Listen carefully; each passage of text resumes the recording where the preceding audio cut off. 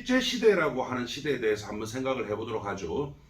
일본이 우리나라 병합했을 때 공식적으로 뭐라고 했을까요? 이제 너희는 우리의 노예가 되었으니 말 듣지 않으면 재미없다 이렇게 했을까요? 그렇게 말을 하지는 않았겠죠. 아주 좋은 말들의 연속이었고 또 각종 조치들도 겉으로 보기에는 아주 선진적이고 좋은 제도들이었습니다. 이러한 상황에서 그 통치 행위 하나하나에 대해서 실질적인 내용을 정확하게 파악하고 또 이것이 가지는 문제점을 알아서 이것을 알리는 것은 아무나 할 수 있는 일은 아니었습니다. 이른바 인트리들이 아니면 불가능한 일이었죠. 그래서 이 대목에서 필요한 사람들이 바로 독립운동가였던 겁니다. 우리나라가 일본의 식민지가 된 이후에 많은 독립운동가들이 있었습니다. 어떤 사람들은 무장투쟁을 해야 한다라고 했고 또 어떤 사람들은 외교 노선을 지향했죠. 그리고 국내에 있던 사람들을 중심으로는 아무래도 국내에 있으면 행동에 한계가 있으니까 이런 사람들은 주로 애국 계몽 운동이라든지 또는 민족 자강 운동 이런 것을 추진하기도 했던 겁니다. 그렇다면 우리가 조금 논리적으로 생각을 해보도록 하죠. 물론 2차 대전에서 일본은 미국과 영국에 대항해서 싸움을 했습니다. 그리고 졌죠. 그런데 이미 미국은 그 전인 1905년경에 카츠라 태프트 밀약에서 일본의 조선 지배에 대해서 찬성을 했습니다. 또 영국은 그 전부터 영일 동맹을 통해서 조선을 일본의 세력권으로 이미 인정한 적이 있거든요. 이게 대략 한 1905년과 그 이전의 일이었는데 그로부터 한 40년 정도가 지난 1945년 전쟁이 끝났을 때 미국 그리고 영국은 조선을 당연히 독립시켜야 한다라고 했던 겁니다. 일본이 2차 세계대전에서 미국이나 영국에 대항해서 싸운 것은 사실입니다. 하지만 그렇다고는 하더라도 조선을 보는 시각이 40년 만에 이렇게 달라지게 된 데는 뭔가 이유가 있었을 겁니다. 물론 당시 전성국이었던 중국의 입장이 아주 중요했습니다. 그리고 꾸준히 이어져 온 독립운동 또한 역할을 하지 않았다고는 절대 말할 수가 없는 겁니다. 앞에서 제가 말씀드렸던 독립운동의 각종 계열들, 그러니까 아주 러프하게 이제 말씀을 드려서 무장투쟁, 외교 노선, 그리고 민족 자강운동 외에도 약간씩 다른 계열들은 있었습니다만 이들은 모두 우리나라 독립에 공헌을 한 사람들은 맞습니다. 하지만 현재 우리나라는 당장 눈앞의 정치적 이득을 위해서 이들에 대해서 말을 함부로 하는 사람들이 많아서 좀 걱정입니다. 1910년에 한일합방이 이루어졌죠. 하지만 당시 서울 시내는 그다지 시끄럽지 않았습니다. 차라리 1905년 을사조약이 맺어졌을 때 훨씬 저항이 컸습니다. 하지만 독립운동은 이때 이미 시작되고 있었습니다. 그래서 이 편에서는 그 내용을 일단 먼저 간단히 흐름을 보는 수준으로 한번 짚어보고 가겠습니다. 1910년 한일합방 당시에 조선 땅의 의병, 그러니까 무장투쟁 세력은 거의 남아있지 않았습니다. 그 바로 전해인 1909년에 일본은 남한 대토벌 작전이라고 하는 것을 실시해서 의병들은 거의 사라져 버렸습니다. 당시 일본의 조선 통감부 보고서에는 이 상황이 아주 잘 나와 있습니다. 생포한 의병이 1100명, 그 다음에 항복한 의병이 대략 한 700명이 넘었다고 합니다. 그리고 전투 과정에서 전사한 의병장만 103명이었습니다. 지금 사진에 보이는 이 사람이 그 당시에 일본 경찰에 체포되었던 의병장을 말합니다. 통감부 이 보고서를 보면 전체적인 상황이라든지 부대의 작전 이동 그리고 심지어는 아주 세부적인 비용 조달 및 지출에 관해서도 잘 나와 있습니다. 그리고 일본은 그 이후에도 이런 일이 자주 발생할 것이다 라는 것을 대비해 가지고 이 보고서를 보면 통신에 관한 사항, 군인들이 복장에 관한 사항, 아니면 어느 불통에 따른 통역에 관한 사항이나 밀정 운영에 관한 사항까지 아주 세세하게 다 열거하고 있습니다. 이렇게 철저한 준비로 접근하고 그리고 또 실질적인 전투력도 비교가 되지 않으니까 우리나라 땅에 더 이상 의병이 발을 붙이기는 어려웠습니다. 그래서 이 남한 대토벌 작전 이후에 조선 땅에서 조직적인 무장 투쟁 세력은 1945년까지 전혀 나타나지 않았습니다. 따라서 한일합방 이후의 독립운동은 일단 두 갈래로 나뉘게 되는데요. 하나는 국내에서 진행된 것이 있고 또 하나는 주로 만주와 연해주를 중심으로 한 것이 있는데, 국내에서 진행된 것은 무장투쟁과는 별 관계 없는 것이었고, 만주나 연해주를 중심으로 무장투쟁이 있었다고 보시면 됩니다. 먼저 국내에서 있었던 일에 대해서 말씀드리면, 대표적으로 신민회 그리고 그 이후의 105인 사건에 대해서 간단히 알아보겠습니다. 신민회가 처음 생긴 것은 이미 1907년입니다. 한일합방 이전이죠. 당시 신민회가 발족하면서 4대 정강을 내놓았는데, 그 내용을 보면 국민에게 민족의식이나 독립사상을 고취한다, 교육기관 설립으로 청소년 교육을 진흥한다, 이런 것들 네 가지였습니다. 내용상으로 볼 때 이 정도 강령이 크게 문제가 될 일은 없습니다. 그리고 당시 이 결사에 참가했던 사람들의 면면을 보더라도 그 이후에 우리가 이름을 들어본 독립운동가들이 거의 다 포함되어 있는데, 이동휘, 윤치호, 이동영, 이회영, 신채호, 이상재 이런 사람들 아주 많았습니다. 주로 서북지방 중심의 기독교 인사들이 중심이 되었던 겁니다. 그런데 1909년이 되면서 일본에 의한 조선 병합이 가시화되자 신민회의 노선이 나뉘기 시작을 합니다. 주로 지금 보이는 옆에 왼쪽에 있는 안창호라든지 오른쪽에 보이는 이승훈, 이런 분들이 주도하는 온건파가 있었고, 반대로 또 양기탁이나 신채호, 이동휘 같은 사람이 주도하는 강경파가 생겼던 겁니다. 온건파는 우선 민족의 실력을 양성해야 한다라고 하는 실력 양성 운동을 중시했는데요. 이때 만들어진 것이 평안북도 정주에 있는 오산학교. 오산학교는 지금 이제 서울에 와 있죠. 그리고 평양의 대성학교, 이런 것들입니다. 그리고 만주로 건너간 사람들은 교육기관과 또 군사교육기관을 만들었습니다. 이때 처음으로 생긴 것이 바로 신흥강습소입니다. 이 신흥강습소가 나중에 신흥무관학교가 되고, 해방 이후 초대 부통령이었던 이시영에 의해서 부활되면서 지금의 경희대학교가 되는 겁니다. 지금 이 사진이 신흥무관학교인데, 보면 우리나라 국기와 함께 중국 중화민국기가 같이 있습니다. 청천백일기라고 하죠. 왜냐하면 이거는 이제 나중에 2차 대전 당시에 중경까지 그 중화민국 정부가 일본군에 의해서 쫓겨가면서 거기에서 신흥무관학교가 찍은 사진입니다. 그래서 중화민국 그 국기가 있는 겁니다. 1910년에 그 한일합방이 되면서 일본은 신민회에 대해서 그다지 좋지 않은 시각을 가졌던 것이 당연합니다.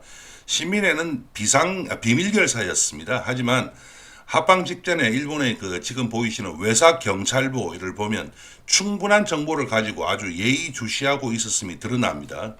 그러다가 일이 터져버린 것이 1911년입니다.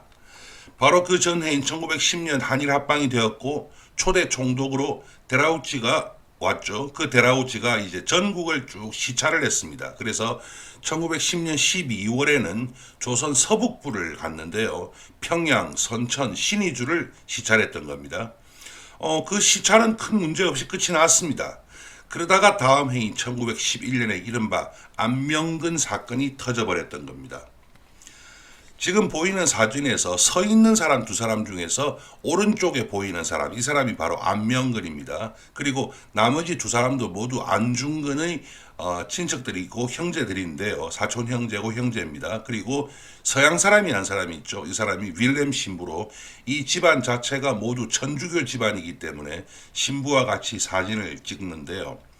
안명근은 우리가 잘 아는 안중근 사촌입니다. 1909년에 안중근이 이토 히로부미를 죽이고 그래서 여순 감옥에서 교수형으로 세상을 떠나면서 안명근 또한 내가 독립운동에 몸을 던지겠다라고 결심을 했고, 그래서 만주로 건너가서 무관학교를 설립하고자 했습니다. 근데 무관학교의 설립이라든지 또 무장 세력의 결성, 여기는 당연히 돈이 들어갑니다. 그래서 안명근은 원래 자신의 고향이 황해도였으니까 주로 황해도를 중심으로 한 관서 지역에서 군자금 모금 활동을 개시했습니다. 그 과정에서 부자 몇 명으로부터는 돈을 받았지만 이런 일이 그리 쉽게 될 리는 없습니다. 이 과정에서 안명근은 자신의 계획을 즉 조선 총독을 내가 죽이겠다라는 것을 고해성사를 통해서 프랑스 신부에게 밝혔습니다. 지금 보이는 이 빌렘 신부인데요. 이 빌렘 신부가 이 내용을 자신의 위에 있는 미텔 주교에게 알렸는데 미텔 주교가 이것을 일본 헌병대에 알렸던 것입니다. 지금 이 얘기는 천주교 세력에서는 아주 듣기 싫어하는 얘기입니다만은 정확하게 얘기를 하고 넘어갑니다.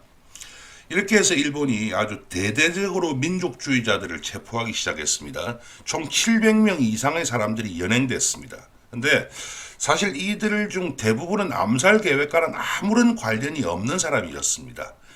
연행되었던 사람들 중에서 기소된 사람이 105명이었고 그래서 105인 사건이라고 하는데 일본은 고문을 통해서 사건을 조작했습니다. 근데 일본이 고문을 하고 또 사건을 조작했다라고 하는 것은 일본 측의 기록에도 잘 나와 있습니다. 근데 이 105명 중에서도 99명, 99명은 그 이후 증거 불충분으로 다 석방됐습니다.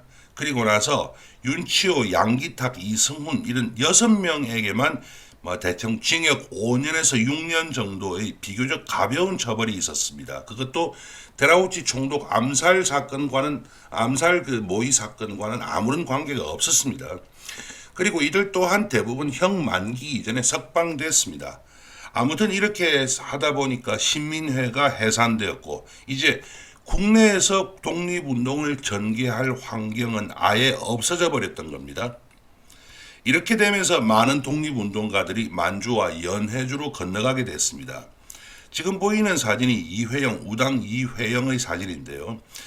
이회영은 신민의 일원이었죠. 그런데 그 가족들이 모든 재산을 다 팔아서 만주로 망명했습니다. 이회영의 집안은 대단한 부자였습니다. 지금 명동의 YWCA라든지 또 그리고 명동 성당 부지 중에서 일부가 이회영 일가 땅이었습니다. 근데 이들이 처분한 재산이 지금 가치로 환산을 하면 대략 한 2천억 정도가 되었다고 하거든요. 이 돈을 다 가지고 만주로 간 겁니다. 그 이후에도 여러 경상도 안동에 있는 양반들이 상당히 많이 가족 단위로 집단 망명을 했습니다.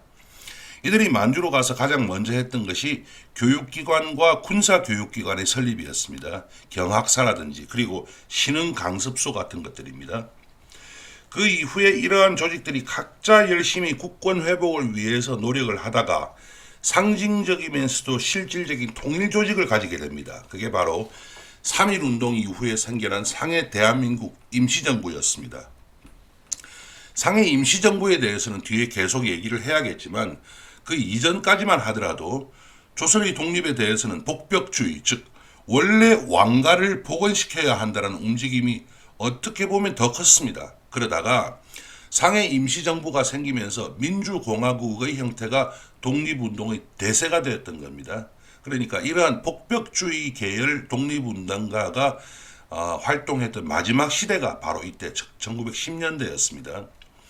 3.1운동이 가져온 영향은 컸습니다. 신민회 해산이 있고 나서 국내에서는 별다른 움직임을 느낄 수 없다고 생각했는데 막상 3.1운동이 발발하자 이제는 국내에서도 불만 붙여주면 얼마든지 타오를 세력이 있다라는 것을 확인을 했던 것이죠. 그래서 그 당시 해외에 있는 독립운동 세력들이 아주 기민하게 움직이기 시작을 했습니다. 이 시점에서 나오는 것이 바로 봉오동 전투 그리고 청산리 전투입니다. 이 전투에 대해서는 상당히 과장되게 알려진 측면이 있습니다. 하지만 그 내부를 들여다보면 어떤 팩트가 조금 과장되기는 했지만 또 다른 측면이 있기 때문에 조금 알아보는 것이 좋겠습니다. 그 당시 만주에 대해서 한번 생각해 보죠. 만주는 그 당시에 군벌들이 지배하고 있는 상황이었습니다. 크게 본다면 장조린, 즉 장장님의 휘하에 있는 봉천군벌이 지배하에 있었다고 해야 하는데 하지만 봉천군벌이 모든 만주를 완전히 지배하지도 못하고 있었습니다. 각 지역별로 조그만 군벌들이 이럭저럭 할거하고 있는 형태라고 봐야 되는데요. 우리나라의 독립운동 세력들은 과연 그 군벌들이 자신들을 어떻게 할지 모른다는 것을 또 늘 신경 써야 했습니다. 언제 태도를 바꿔서 독립운동 세력을 공격할지 모르는 상황이었거든요. 지금 보이는 이 자료는 이 당시 조선에 있던 일본군이 만주에 있는 군벌과 합동으로 우리 독립군을 토벌하겠다는 계획을 일본 본국 정부에 보고한 문건입니다. 즉 일본군이 독립군 토벌을 위해서 최소한의 기간 동안 국경을 넘고 이를 만주 군벌은 용인하면서 또한 군사적 협력과 편의를 제공한다라는 내용이 잘 들어가 있습니다. 이렇게 그 당시에 만주에 있는 군벌들이라든지 뭐 군벌은 큰 군벌도 있고 작은 군벌도 있습니다만은 이 군벌들이 과연 우리 독립군을 위해서 어떤 편의를 베풀 것이라고 하는 기대를 하기는 어려운 상황이었습니다. 당시 조선에 주재하던 일본군은 일본 육군 제19사단입니다. 조선 독립운동 세력이 만주에 기반을 두고 있으면서 때때로 조선 경내로 들어와서 공격을 하는 바람에 일본군이 상당히 골치가 아팠죠. 그래서 한번 완벽하게 토벌을 해야 되겠다라고 생각을 했던 겁니다. 근데 일본이 이렇게까지 본격적인 토벌 작전을 수행한 것은 이유가 있습니다. 바로 조선 독립군이 무장을 하기 시작을 했다는 겁니다. 원래 우리나라 독립군들은 별다른 무장을 하기가 어려웠습니다. 무장을 할 만큼의 돈이 없었고 또 돈이 뭐 조금 마련된다고 하더라도 무기를 공급해주는 세력도 없었던 거죠. 그러다 독립군이 무장을 하는 계기가 마련됩니다. 바로 이른바 체코슬로바키아 군단이라고 하는 이름이 이제 나오는데요. 체코는 원래 1차 대전 때 오스트리아의 식민지였죠. 그래서 오스트리아 군대의 일원으로 싸웠습니다. 그 과정에서 당시 연합군의 포로로 잡힌 체코 군인들이 있었습니다. 1차 대전 중간에 러시아 혁명이 일어났고 이들 중에서 일부는 이제 그 프랑스군을 위해서 싸우고 또 일부는 러시아를 위해 싸우기로 한 겁니다. 당시 레닌은 이들을 그 시베리아 철도를 통해서 연해주로 보냈고 그 이후에 이들이 브라디보스톡에 주둔하던 중에 전쟁이 끝난 겁니다. 이때 이들과 한번 만나보라라고 한 사람이 있습니다. 그 사람이 누구냐면 미국에서 온 특사인데요. 미국의 당시 대통령이 우드로 윌슨이거든요. 윌슨 대통령이 보낸 특사가 체코슬로바키아 사람들이 연해주까지 와 있다. 이 사람들이 무기를 가지고 있으니까 이 사람들 한번 접촉해 보는 게 어떻겠는가라고 한 겁니다. 그러니까 상해 임시정부, 특히 상해 임시정부 초대 대통령이었던 이승만이 이들과 접촉하기 위해서 많은 노력을 기울였고 이렇게 해서 여운형이 이들을 만났습니다. 그리고 그들이 가진 무기를 싼 가격에 우리 독립군 세력에게 넘긴 겁니다. 이들이 우리에게 무기를 넘긴 게 뭐 우리나라 독립운동 세력을 지원하고자 했는가 그거는 아닌 것 같고요. 이제 뭐 전쟁이 끝나고 자신들은 돌아가야 되지 않겠습니까? 그래서 급전이 필요했고 급전을 마련한 측면이 큽니다. 실제로 당시 기록을 보면요. 이들은 우리뿐만이 아니라 중국의 봉천 군벌인 장주린에게 탱크도 팔았고요. 프랑스제 탱크를 6대인가 팔았습니다. 그리고 러시아에도 무기를 넘겼습니다. 그리고 우리나라 독립군들은 돈이 별로 없어서 그렇게 좋은 무기는 우리에게 오지 않았습니다. 하지만 이 정도만 하더라도 독립군에게는 아주 큰 도움이 되었고 이 무기를 이용해서 처음으로 실질적인 군사 작전이 가능했던 겁니다. 그렇다면 뭐 좋든 나쁘든 이러한 무기를 사는 돈이 어디서 나왔는가를 알면 좋을 것 같습니다. 아주 여러 갈래로부터 돈은 나왔습니다. 이 상황에서 아주 큰 역할을 한 사람이 바로 장형이라고 하는 사람입니다.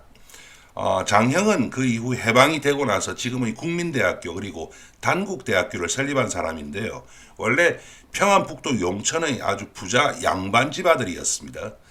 신민회에 가입을 했다가 신민회가 백오인 사건으로 해산이 되니까 서울과 만주를 오가면서 동지들을 규합하고 또 민족주의적 색채가 아주 강했던 종교 대종교에 입교한 이후에 군자금을 모집하는 역할을 담당했던 겁니다.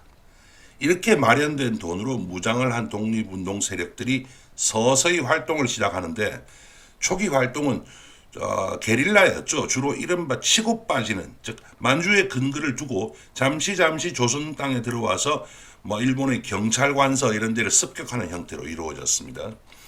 1920년 6월 2일에는 독립군 60여 명이 국내에 들어와서 함경북도 종성의 경찰 주재소를 공격하고 또 이틀 후인 6월 4일에는 또 온성에서 함경북도죠.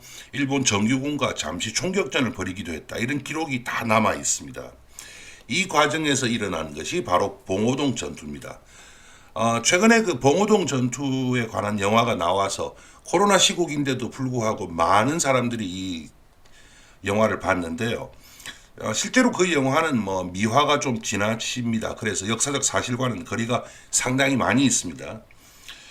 이 당시에 이 지역에 주로 군사 활동을 펼치던 지휘관이 바로 홍범도입니다. 홍범도의 사진인데 왼쪽 사진은 뭐 한창 활동할 때고 오른쪽 사진은 나중에 나이 많이 들어서입니다. 홍범도는 우리나라 사람으로서는 최초로 그리고 아마 마지막으로 레닌과 트로츠키를 만나서 면담했던 사람입니다. 그렇다고 해서 이 당시 홍범도가 공산주의 사상을 깊이 가지고 있었다라고 보기는 어렵습니다. 홍범도는 원래 평양 출신인데 머슴의 아들입니다. 그리고 자신도 머슴살이를 했습니다. 머슴살이 하다가 도저히 뭐 못 견뎠던가 보죠. 그래서 평양 감령에 나팔수로 즉 군인으로 입대를 했고, 근데 거기서 또 무슨 일이 있었는지 상관을 구타한 다음에 금강산으로 피했죠. 그래서 금강산에 신계사라고 하는 절에 들어가서 승려가 됐습니다. 근데 승려가 되었다고 하지만 원래부터 뭐 불법에 귀의하겠다는 뜻이 있었던 사람이 아니고 피신의 목적이었죠.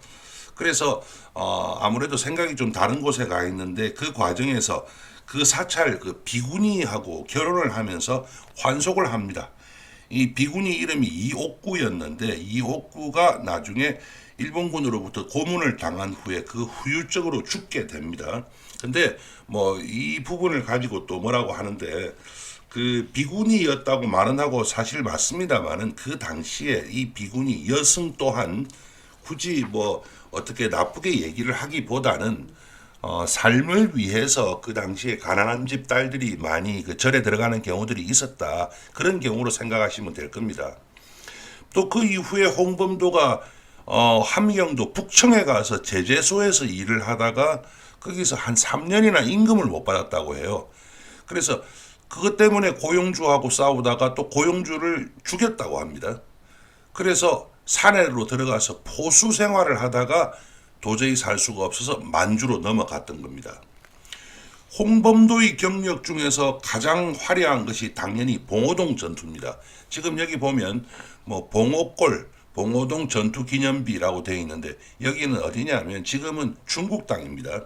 물론 그 당시도 중국 땅입니다만은 당시 그 일본이 봉오동에 대해서는 지형이나 아니면 인구 분포 등에 대해서 잘 몰랐습니다.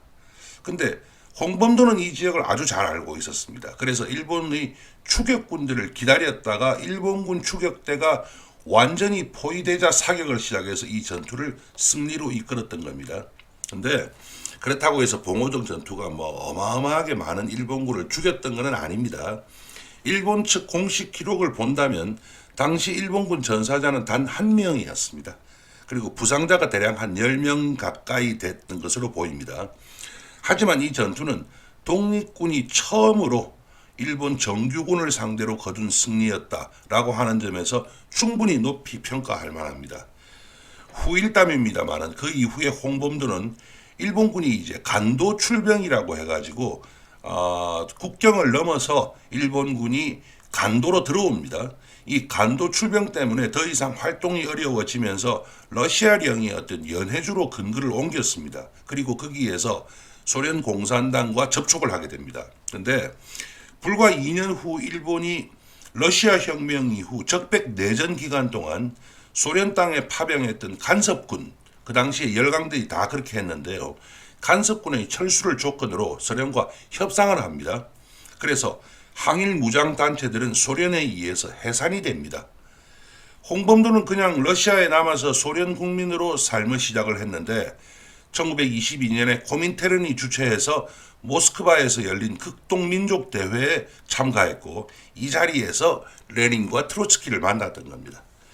그 이후에 홍범도는 그 소련의 한인 커뮤니티 지도자가 되었고요. 1927년에는 소련 공산당에 정식으로 입당을 했습니다. 근데 1937년에 스탈린이 그 고려인 강제 이주를 했죠. 그래서 카자흐스탄으로 옮겨서 거기 있는 극장에서 수의장을 맡아서 일하다 죽었는데 뭐 수의장을 했다고 하니까 상당히 그 비참하게 생활했다고 생각하기 쉬운데 그렇지는 않습니다. 그래도 어느 정도 수준의 연금도 받았고 해서 그다지 풍족하지는 못했어도 살아가는 것이 그렇게 어렵지는 않게 살아가다가 홍범도는 그래도 천수를 다하고 죽었습니다. 또 하나 유명한 전투가 바로 청산리 전투죠.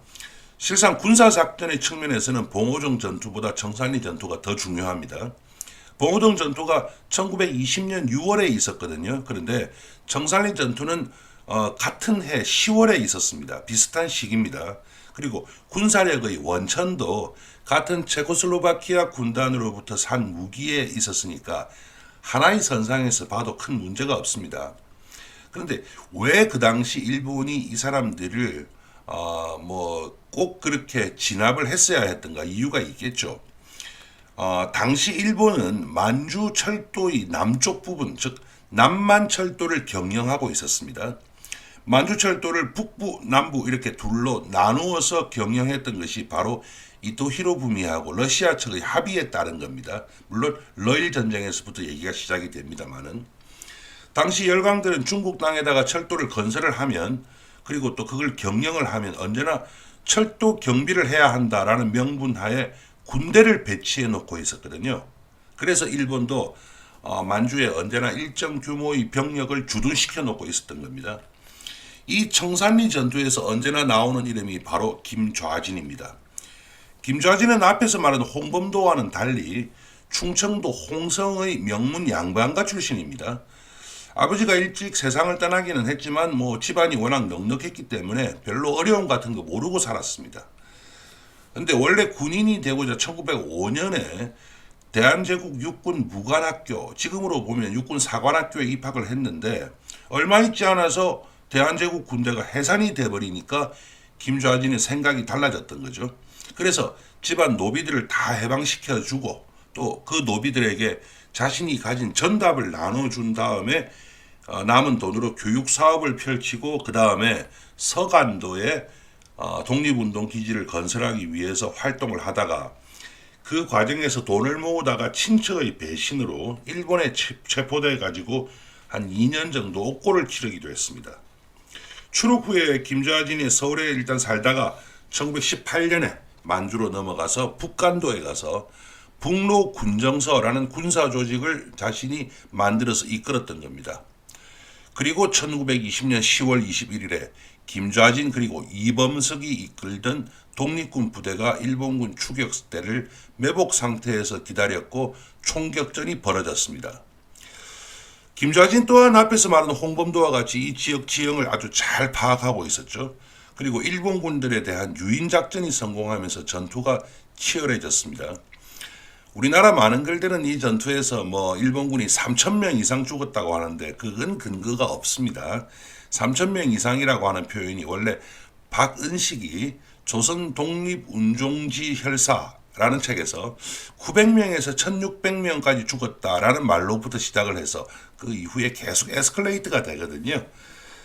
그리고 그 말을 우리나라 국방부 그 전사편찬위원회라든지 또는 조지훈의 한국민족운동사가 그대로 받아서 오다 보니까 그렇게 됐습니다.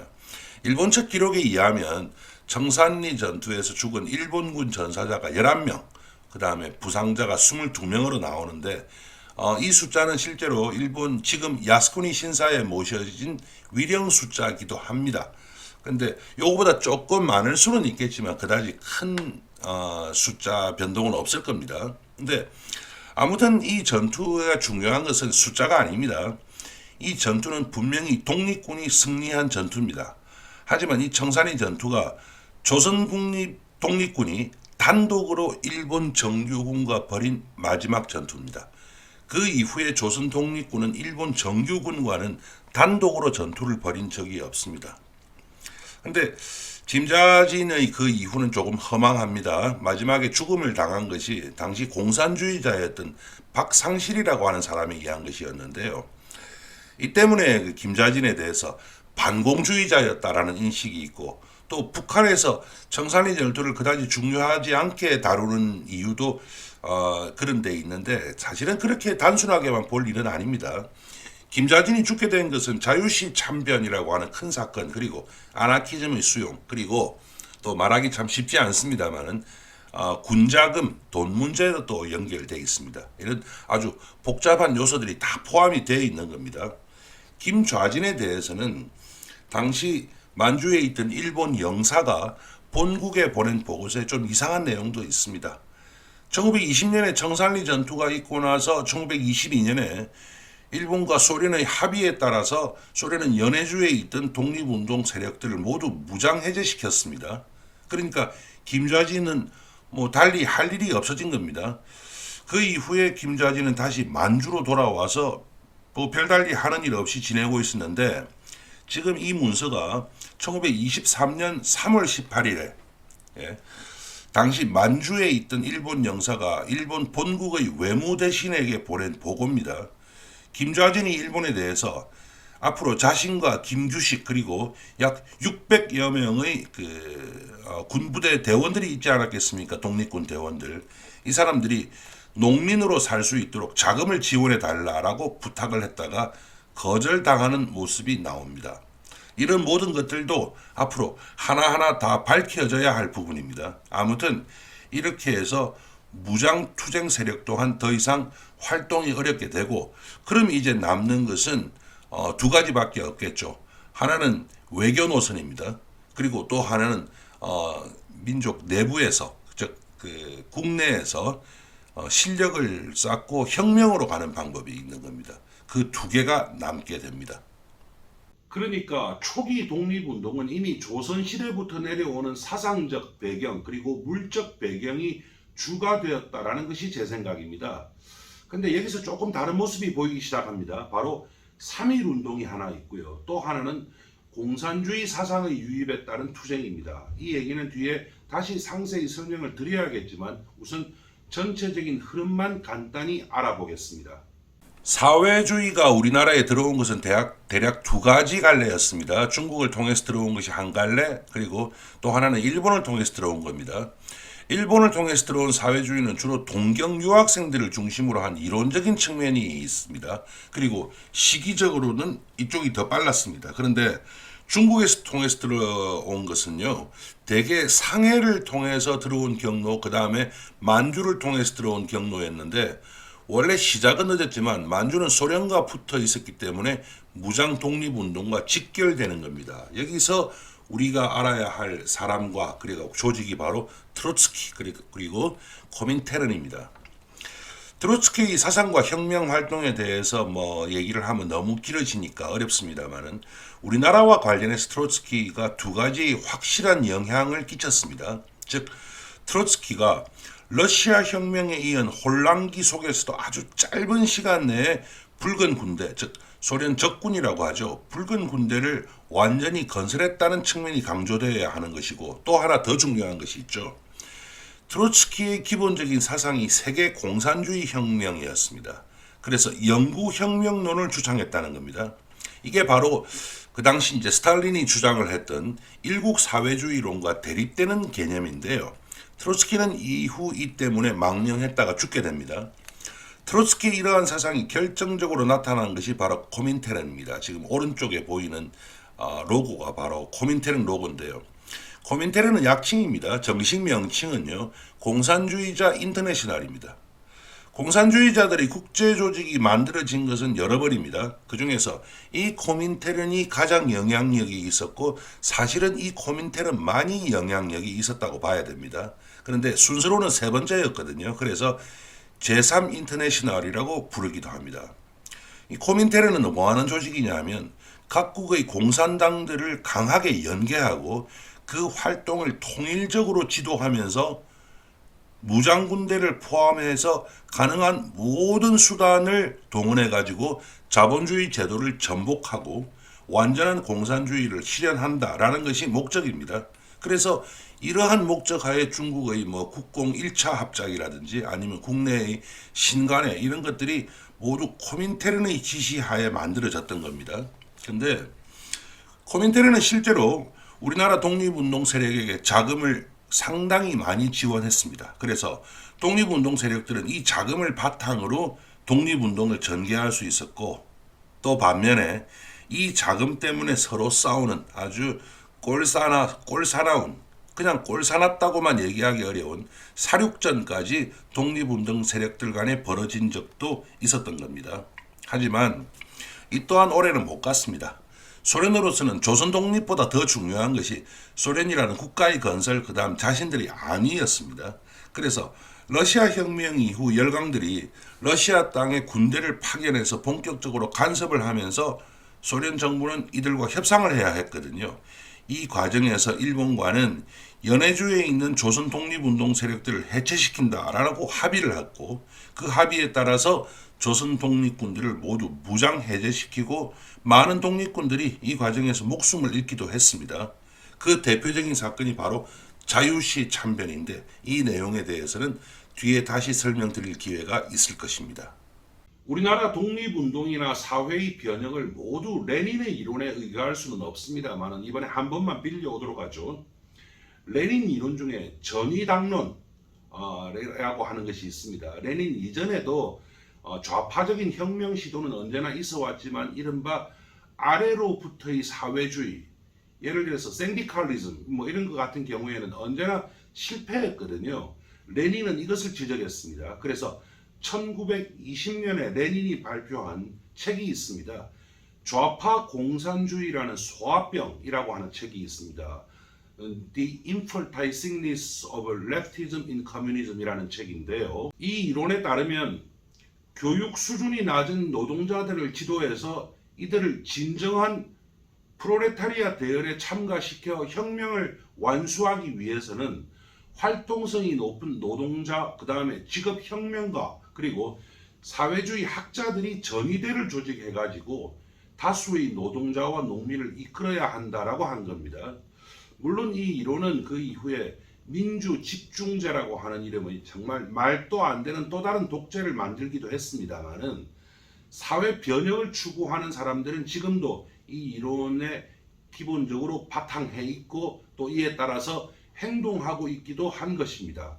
우리나라 독립운동 또한 그랬습니다. 그래서 초기 독립운동이 큰 의미를 가지는 겁니다. 이제 다음 편에서는 우리나라 이제 3.1운동, 그 다음에 중국의 5.4운동에 대해 알아보겠습니다. 3.1운동이 있었는데 그게 이제 중국 5.4운동보다 숫자만 보더라도 조금 이르죠. 하지만 아무래도 나라가 크다 보니까 규모는 중국 5.4운동이, 그리고 세계사에 미친 영향도 5.4운동이 조금 더 크긴 합니다. 아무튼 이 사건이 한국과 중국 두 나라 모두에게 또 한 번의 이제 변곡점을 만들게 되기 때문에 우리가 중요하게 알아보고 가야 되는 겁니다.